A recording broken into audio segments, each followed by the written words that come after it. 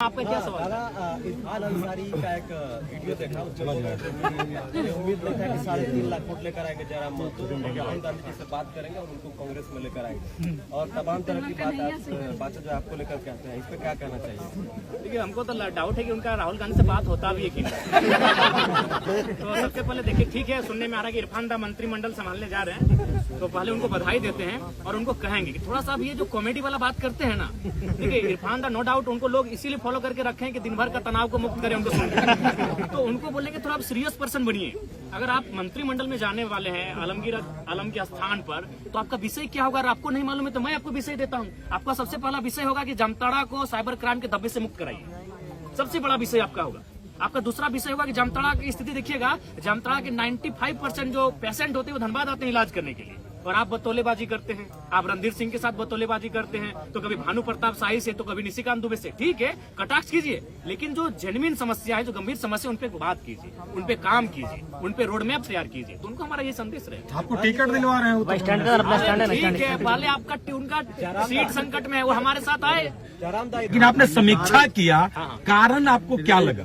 देखिए, समीक्षा में कारण यही लगा कि इस बार जो देश का माहौल अभी भी इस बार रहा कि हम लोग देखिए, हम लोग वोट अपनी रास्ता कहाँ तैयार कर रहे थे। अगर मैं गिरिडीह लोकसभा की बात करूं तो 3.25 लाख से 3.5 लाख एनडीए वोटर है। एनडीए का प्रत्याशी कोई रहे, आपराधिक मामला रहे, वो अच्छा काम करे या ना करे, वो अगर पैरासूट से भी आए, अगर वो कन्याकुमारी और कश्मीर से भी अगर आके गिरिडीह में चुनाव लड़ता तो उसको 3 लाख 3.5 लाख वोट आते ही आते हैं। तो यानी एक वोट आपका था एनडीए का जो 3.5 लाख के आसपास खड़ा हो रहा है। प्रत्याशी से कोई मतलब नहीं, अच्छा है बुरा है, काम करे ना करे कोई मतलब नहीं है। और ठीक उसके उल्टा भी 3 लाख वोट खड़ा है कि हम एनडीए को नहीं देंगे। तो उन 3 लाख वोटों के बीच अगर जयराम महतो 3.5 लाख वोट ले आता है तो बहुत बड़ा कलेजा, जिगर और बहादुरी का काम है। हम लोग एक जो नई पहचान बनाए, बहुत चैलेंजिंग विषय था, क्योंकि आप किसी भी लोकसभा में देख लीजिए 3 लाख वोट एनडीए का है और 3 लाख ठीक इस विचारधारा के विपरीत वोट है। और उस भीड़ में आप एंट्री करते हैं बिना किसी संसाधन के, बिना किसी बूथ मैनेजमेंट के, बिना किसी टीम के, और आप उसी के अनुपात में वोट लेके आते हैं। ये हमारे लिए गौरव का विषय है। देखिए, हम उन्हीं के सवाल पे चलेंगे। थोड़ा सा हालांकि आपको खराब लग गया था, खराब नहीं लगेगा, क्योंकि जो हम लोग महसूस कर रहे हैं कि आप विधानसभा चुनाव में अब उतर रहे हैं। अब बात है शहरी क्षेत्र का, ठीक है, ग्रामीण क्षेत्रों में आपकी पकड़ है, लेकिन शहरी क्षेत्र जो है, जो बाहरी भीतरी का एक धब्बा आप पे लग गया है, इसको कैसे आप धोएंगे?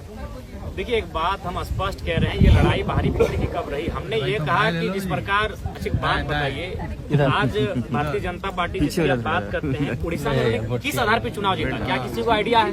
क्योंकि लोकसभा का चुनाव था, इसीलिए उड़ीसा का मैसेज किसी तक नहीं आया। भारतीय जनता पार्टी ने किस बेस पे उड़ीसा का चुनाव जीता? अभी कहाँ 5 बार के सीएम पटनायक जी 5 बार के काबिल सीएम को पटकनी दिया, क्या आधार था? पांडियन, बीके पांडियन, जो कह सकते हैं कि चूंकि ये तो विवाहित शायद नहीं है माननीय मुख्यमंत्री, मुझे उतनी जानकारी नहीं, उनका बच्चा शायद नहीं है, तो उनको अडॉप्ट कर रहे थे एज सीएम। पांडियन कौन है? साउथ के हैं। बीजेपी उड़ीसा में क्या नारा देती है कि साउथ इंडियन उड़ीसा में नहीं चलेंगे। तो हम भी वही चाहते हैं कि कोई भी पूरे भारत के लोग यहाँ आए, अपना व्यवसाय करें, रहे खाएं, लेकिन नेतृत्व झारखंड के मूलवासी करेंगे। यही बीजेपी का नारा है।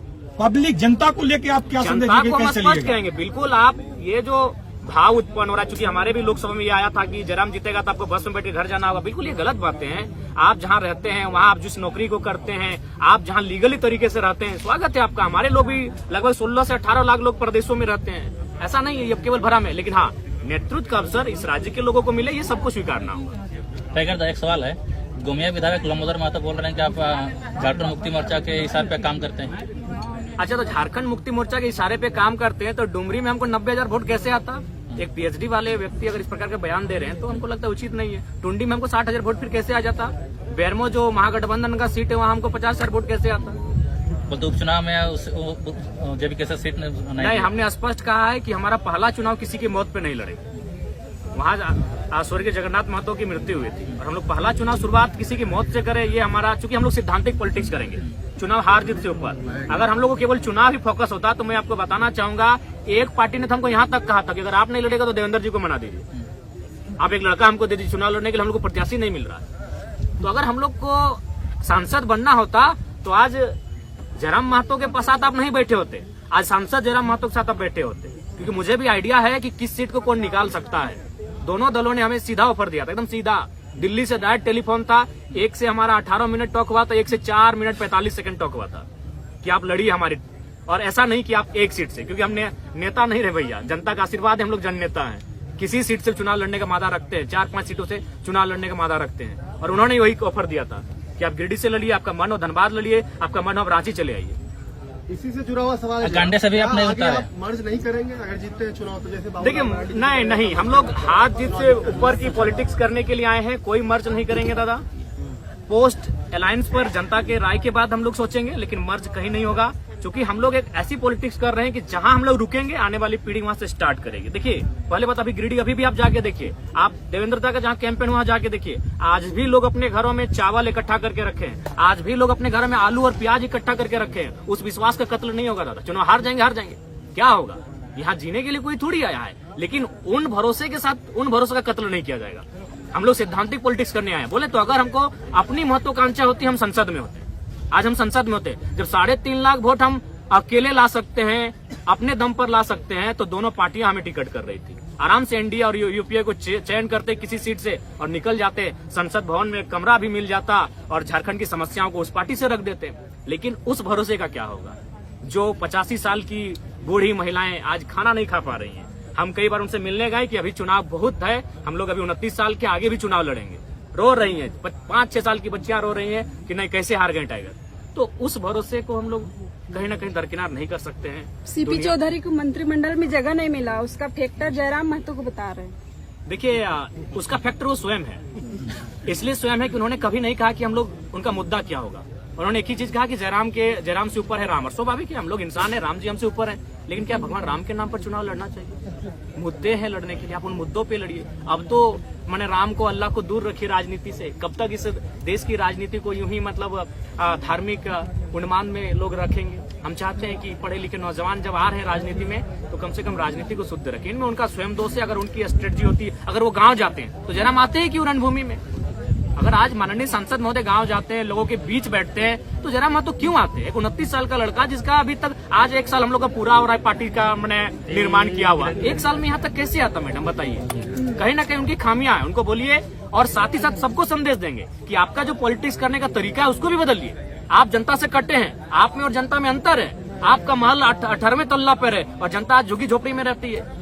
आप जनता से कटे हुए लोग हैं, आप जनता के लिए काम नहीं कर रहे हैं। जो भी कर रहे हैं अपने परिवार को भरने काम कर रहे हैं। और महोदय सांसद से कहिएगा कि आप तो रामगढ़ के हैं, आप सुन रहे हैं लइयो में जमीन खरीद ली है, सॉरी जो गोमिया का बॉर्डर पड़ता है नदी के उस पार, चूंकि अब माइंस उधर जाने वाला है। वाह भैया वाह, जनता से कटिएगा और बोलिएगा 2 समय दीजिएगा, ये नहीं चलेगा। सिल्ली के पूर्व विधायक पर क्या कहिएगा? उनका धन्यवाद करेंगे, उन्होंने खुलकर सहयोग किया है, समर्थन किया है, और नो डाउट वे भी झारखंड के एक लड़ाकू नेता रहे हैं। उनका धन्यवाद देंगे और टेलीफोनिक भी धन्यवाद दे चुके हैं, और आपके पूरे तमाम चैनल के माध्यम से उनका धन्यवाद। लेकिन ये हवा चल रहा है सोशल मीडिया में कि अमित महतो से जेबी कैसे से टिकट मांग रहे हैं। ठीक है, अगर वे आएंगे तो स्वागत है, आने दीजिए, स्वागत है। अच्छे व्यक्ति हैं भाई, लड़े हैं। और हाँ, आप कुछ दादा एक सवाल, अमित महतो गिरिडीह में जाके खुलेआम सपोर्ट करते हैं, रांची में क्यों सपोर्ट नहीं करते खुलेआम? नहीं, उस समय शायद वो क्षेत्र में नहीं थे, मेरे भी वहाँ नहीं आए, वो सिर्फ सोशल मीडिया में ही किए थे।